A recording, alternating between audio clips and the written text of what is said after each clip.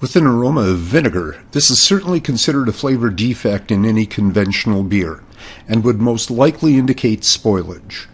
In sour beer, acetic acid may play a small part in the overall profile, but most sour beers benefit from the characteristics of lactic acid rather than acetic acid.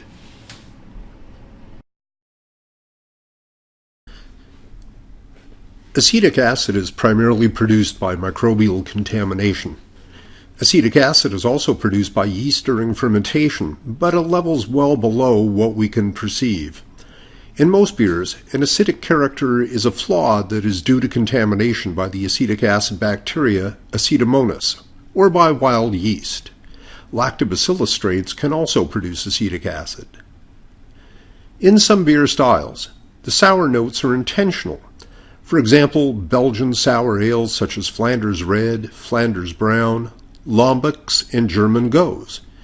In these beer styles, Brettanomyces and or lactic acid bacteria are desirable and encouraged to grow.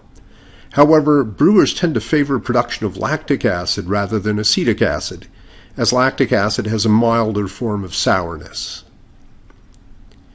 In order to avoid contamination, it's very important to clean and sanitize all equipment that will come in contact with beer, starting with the plate heat exchanger and continuing to the final packaged product.